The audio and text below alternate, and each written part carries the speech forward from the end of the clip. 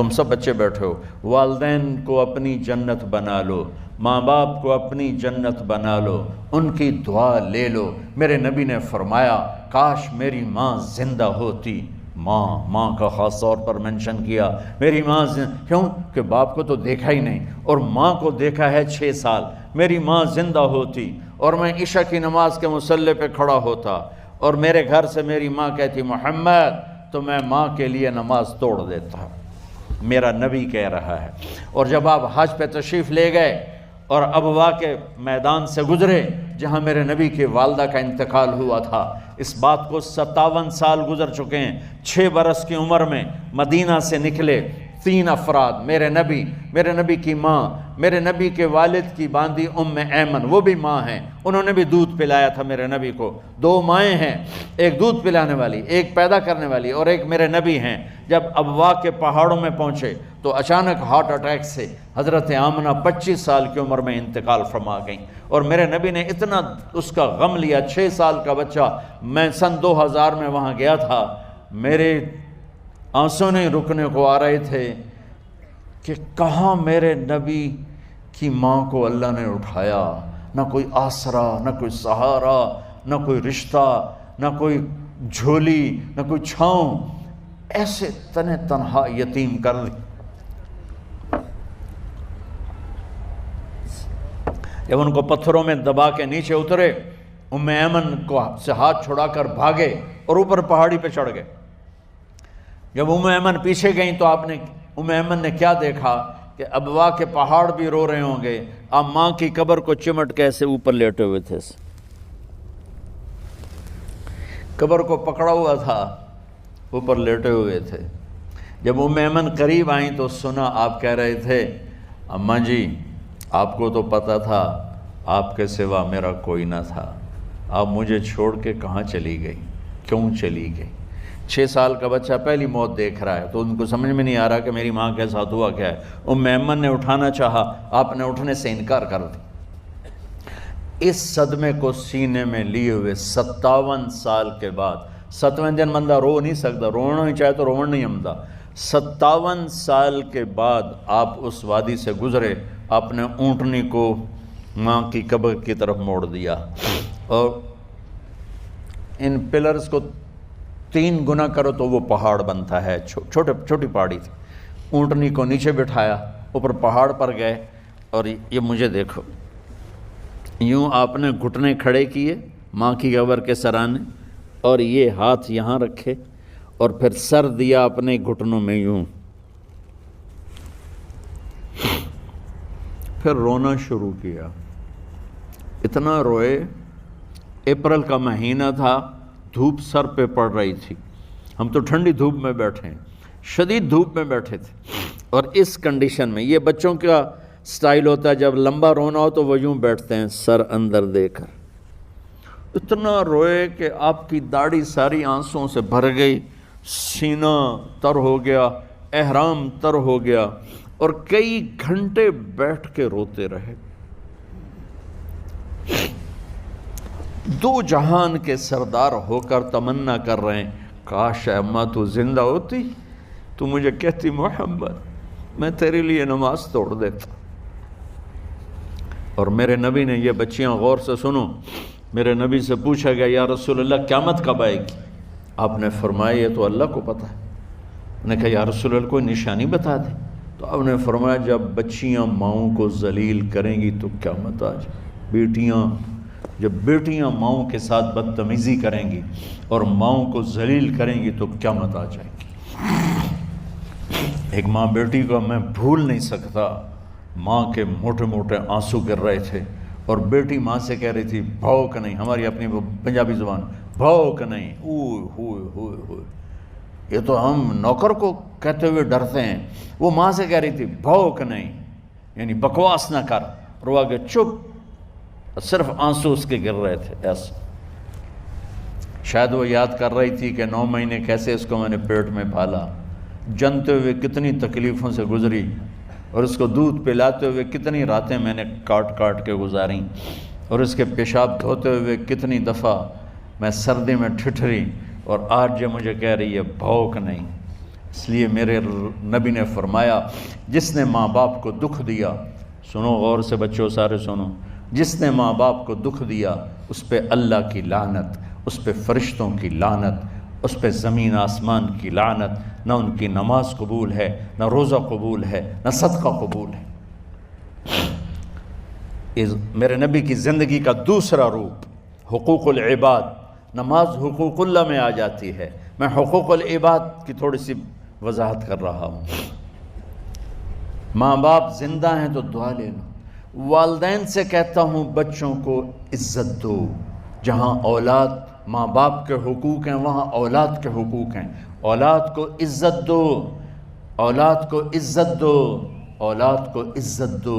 بہت سی اولاد کی نافرمانی کا ذریعہ ماں باپ بن رہے ہیں، سختی کر کے، زبردستی کر کے اور ٹھونس کر چیزیں نوکروں کی طرح سلوک کر کے۔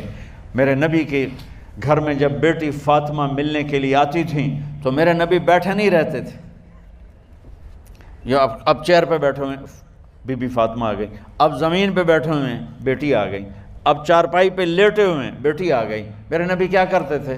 کھڑے ہو جاتے تھے، کھڑے ہو جاتے، ایک دم کھڑے ہو جاتے تھے، اور پھر کھڑے نہیں رہتے تھے، تیزی سے آگے بڑھتے تھے اور حضرت فاطمہ کا ہاتھ پکڑ لیتے تھے۔ یہ والدین غور سے سنو، حضرت فاطمہ کا ہاتھ پکڑ لیتے تھے اور ہاتھ پکڑ کے مجھے دیکھو یوں بوسہ لیتے تھے، بیٹی کا بوسہ لیتے تھے، پھر ہاتھ چھوڑتے نہیں تھے، ہاتھ پکڑے پکڑے لاتے لاتے لاتے ان کو چارپائی پر پہلے بٹھاتے تھے پھر خود بیٹھتے تھے۔ یہ باپ اور رسول ہو کر بیٹی کو یہ عزت دیتے تھے۔ پھر وہ جنت کی عورتوں کی سردار بنی، پھر وہ جنت کے سرداروں کی ماں بنی، پھر وہ اللہ کے شیر کی زوجہ بنی۔ تو والدین سے کہتا ہوں کہ اپنے بچوں کو عزت دو، عزت دو، عزت دو، عزت دو۔ پھر آپ سے زندگی کے بڑے فیصلے ہیں شادی۔ آپ لوگ اکٹھے پڑھتے ہو لڑکے لڑکیاں، اپنی شادی کے فیصلے خود نہ کرو، اپنے ماں باپ کے حوالے کرو۔ اس میں شرافت بھی ہے، اس میں برکت بھی ہے، اس میں رحمت بھی ہے، اور اس میں والدین کی دعائیں بھی ہیں۔ کورٹ میرج کو ہوا نہ دو، boyfriend girlfriend culture ہمارا نہیں ہے۔ میرے نبی کے طریقے میں مرد اور عورت کا صرف نکاح سے تعلق ہے، اس کے علاوہ سب جہنم کی آگ ہے۔ اور والدین سے کہتا ہوں کہ اپنے بچوں سے پوچھ کے رشتے کرو، زبردستی مت کرو۔ میرا معاشرہ بہت سنگین قسم کے جرم کا شکار ہے، بچوں پہ مسلط کر دیتے ہیں، ایتھے ہی کرنی ہے، ایسے جٹائیں چی کرنی ہے، بٹائیں چی کرنی ہے، پتہ نہیں آئے کتوں ہیں جٹ بٹ۔ چلو تم ناراض نہ ہو، راجپوتائیں چی کرنی، میں راجپوت ہوں، میں اپنی قوم کو بھی رگڑ دیتا ہوں، راجپوتائیں چی کرنی، اگاں کرنی ہی کوئی نہیں۔ یہ ظلم و ستم اولاد پہ مت کرو، اپنی بچی سے پوچھو، اگر بیٹی ہاں کرے تو پھر قدم اٹھاؤ، اگر بیٹی کہہ دے میں نہیں کرنا چاہتی تو وہ نافرمان نہیں ہے۔ اللہ کے واسطے میری سنو، صرف تم نہیں سن رہے ہو، اس کیمرے سے لاکھوں کروڑوں لوگ سن رہے ہیں۔ اگر بیٹا یوں کہہ دے کہ ابا میں نے یہاں شادی نہیں کرنی، میرا جی نہیں چاہتا ہے، تو وہ بیٹا نافرمان نہیں ہے، فرما بردار ہے، اس نے شریعت کا حق استعمال کیا ہے۔ اب ایسا ظلم مت کرو کہ نہیں اتھے ہی کرنی ہے، اتھے گھروں نکل جا۔ زندگی تم نے تو نہیں گزارنی، زندگی تو بچے نے گزارنی۔ میں قربان جاؤں، ایک حدیث سنو پہلے پھر اگلی بات سناتا ہوں۔ ما تزوجت وما زوجت الا بوحی من السماء نزل به جبریل۔ لوگو سنو، میں نے جہاں شادی کی، میں نے جہاں بیٹی کی شادی کی، پہلے آسمان سے جبریل فرشتہ اللہ کا حکم لے کر آیا، پھر میں نے قدم اٹھایا۔ سمجھ گئے میری یہ بات؟ سمجھ گئے سارے؟ اب اگلی سنو۔ حضرت علی فاطمہ کا رشتہ لینے آ گئے اور جبریل ان سے پہلے آ گیا کہ یا رسول اللہ فاطمہ علی کے لیے ہے۔ باپ محمد مصطفیٰ جیسا ہے، رشتہ مانگنے والا علی جیسا ہے، اور بیٹی فاطمہ جیسی ہے۔ اور آپ پوچھتے ہیں علی کیسے آئے؟ وہ شرم کی وجہ سے کچھ کہہ نہ سکے، چپ۔ آپ کو تو پتہ تھا، آپ نے فرمایا فاطمہ کے رشتے کے لیے آئے ہو؟ کہا جی۔ تو جبریل تنال بیٹھا ہوا ہے کہ یا رسول اللہ اتھے ہی کرنا ہے، آپ نے ہاں نہیں کی،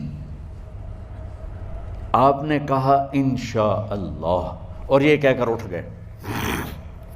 انشاءاللہ نبی کا ہاں ہی ہوتا ہے، لیکن جبریل کے آنے کے باوجود اور اللہ کے کہنے کے باوجود میرے نبی کو بھی پتہ ہے کہ یہ رشتہ یہاں کاتب تقدیر نے لکھ دیا ہے، لیکن امت کو سبق سکھانے کے لیے آپ گھر تشریف لے گئے۔ بیٹی فاطمہ کہ جی یا رسول اللہ، کہا علی کا رشتہ آیا ہے، میں ہاں کر دوں؟ سبحان اللہ۔ میں اپنے دیہاتی بچیوں پہ مجھے رونا آ گیا کہ جنہیں پتہ ہی نہیں ہوتا سانو کہیں نال بندے پہ جانور ہے یا انسان ہے۔ علی جیسا داماد، چلو علی کو چھوڑو، فاطمہ کو چھوڑو، جبریل آیا بیٹھا ہے، جبریل آیا بیٹھا ہے۔ اس کے بعد فاطمہ سے پوچھنے کی کیا بات؟ جبریل آ کر کہہ رہا یا رسول اللہ، اللہ کہہ رہا ہے فاطمہ علی کے لیے ہے اور علی فاطمہ کے لیے ہے، اور پھر آپ کہتے ہیں بیٹی فاطمہ ہاں کر دو۔ سبحان، ہماری تو آج کی بیٹیاں انکار نہیں کرتی، چپ کر کے گاں ماش طرح بن چھڑ دین کلے نال۔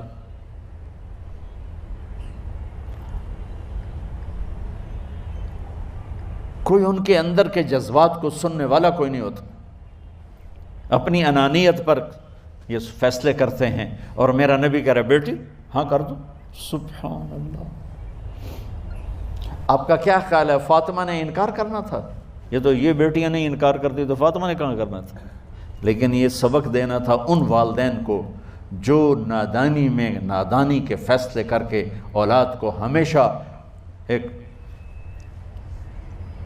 ٹھنڈی آگ میں دھکا دے دیتے ہیں۔ حضرت فاطمہ رضی اللہ تعالیٰ عنہا نے جب ہاں کی، پھر آپ باہر نکلے۔ اچھا مزے کا واقعہ ہو، حضرت علی اٹھ کے باہر نکلے تو صحابہ باہر کھڑے انتظار کر رہے تھے کہ کیا ہوا۔ حضرت علی کو بھیجنے والے تھے عبد الرحمن بن عوف، پہلے ابو بکر گئے تو آپ نے انکار کر دیا، عمر گئے رشتہ مانگا، آپ نے انکار کر دیا۔ عبد الرحمن بن عوف نے علی سے کہا آپ جائیں، آپ کا رشتہ رد نہیں ہوگا۔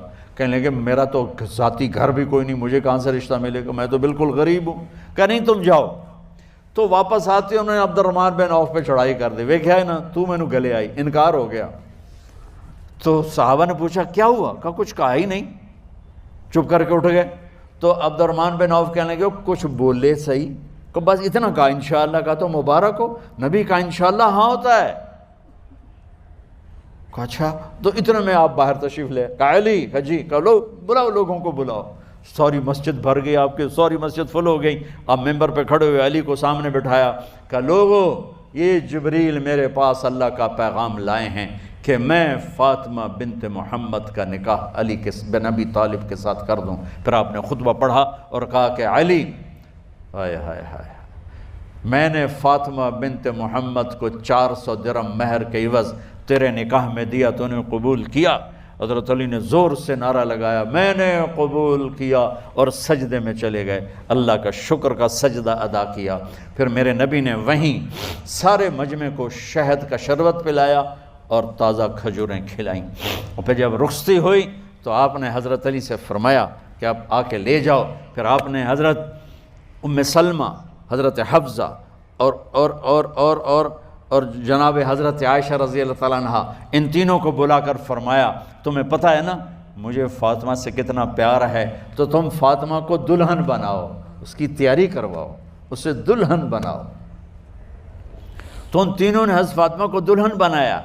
پھر آپ نے حضرت علی کو پیغام بھجوایا، وہ تشریف لائے، اپنی اونٹنی لے کر آئے، حضرت عقیل ساتھ ہے، سلمان فارسی ساتھ ہے، اور دروازے پر اونٹنی بٹھائی، آپ علی کو اندر لے گئے اور یوں فاطمہ کا ہاتھ پکڑ کے علی کے ہاتھ میں دے کر فرمایا علی تمہیں نبی کی بیٹی مبارک۔ سبحان۔ پھر آپ نے کہا میری بیٹی